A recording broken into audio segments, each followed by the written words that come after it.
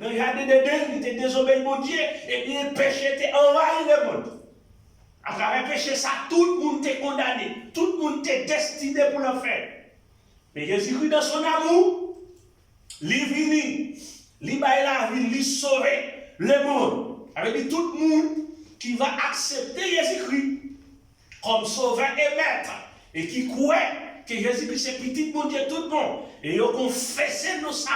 On prend même Jean dit dans Romains chapitre 10, il dit si tu confesses de ta bouche le Seigneur Jésus, et si tu crois dans ton cœur que Dieu l'a ressuscité des morts, maintenant tu seras sauvé. Eh bien, ou venir dans la famille mon Dieu, c'est lorsque vous acceptez Jésus-Christ. Pour m'accepter Jésus-Christ, il faut que moi entende l'évangile. Pour me vivre petit mon Dieu, il faut que moi entende l'évangile. Si je ne pas entendre l'évangile, je ne suis pas capable de venir petit mon Dieu. L'évangile qui ça, c'est quoi? Dans le livre de 1 Corinthiens chapitre 15, à partir du verset 1er à continuer, apôtre Paul dit, l'évangile de votre salut. Paul dit comme ça me recevoir, c'est lui-même transmettre pour qui s'allier. C'est que Christ mourit pour pécher. Et il a été enterré lui, et après 3 jours, il est ressuscité. C'est l'évangile. L'évangile, c'est ça, c'est Christ mourit pour pécher. Et puis, dans Éphésiens chapitre 1er, verset 13, il dit, après avoir entendu l'évangile de la vérité, maintenant, tu quoi, et puis bon Dieu pose société. Pour le monde, une petite bon Dieu fort, il entendait l'évangile. C'est ça, Jésus-Christ dit là. Il dit, sanctifiez-les par ta parole, car ta parole est la vérité. Il dit, pour le monde, une chrétien, il faut l'entendre l'évangile. Il faut l'entendre l'évangile. L'évangile qui ça? Christ est mort pour pécher. Nous savons qu'on était destiné pour l'enfer. Ou qui c'est pour d'aller dans l'enfer. Voyager, c'était pour l'enfer. Eh bien, plus que Jésus-Christ, c'est un petit bon Dieu, même la Bible a dit dans le livre de Jean, chapitre 3, il dit car Dieu a tant aimé le monde qu'il a donné son Fils unique, afin que quiconque croit en lui ne périsse point, mais qu'il ait la vie éternelle. Ça veut dire, depuis qu'on entendait l'évangile, et puis il a accepté Jésus-Christ, il vit une petite bon Dieu.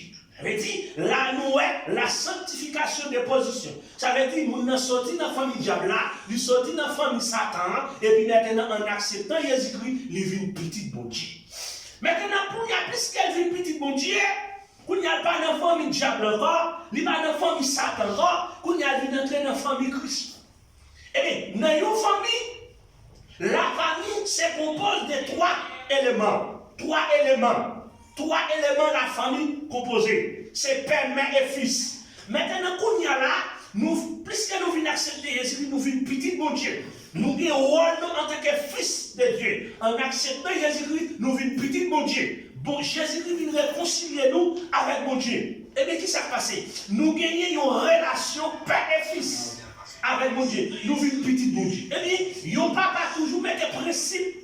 Il n'y a pas toujours mettre des principes pour petit li. Il va petit là, l'air pour sortir, l'air pour entrer. Et il n'y a pas simple, il fait provision pour petit li. Eh bien, Jésus-Christ, en tant que grand frère, nous qui réconcilions nous à propre sang avec mon Dieu, papa nous, eh bien, nous, là, à la minute que nous sortons dans la famille diable là, nous venons dans la famille Christ là. Et bien, plus que nous venons dans la famille Christ là, et bien, nous, là, tout le monde qui accepte Christ, nous venons former la famille Christ là, Jésus-Christ c'est tête là. Bon Dieu, c'est lui-même qui prend soin, et puis nous-mêmes, nous sommes branchés, nous connectés ensemble. Maintenant, apôtre Paul dire une parole qui forte. Apôtre Paul, il entre dans 1 Corinthiens chapitre 12.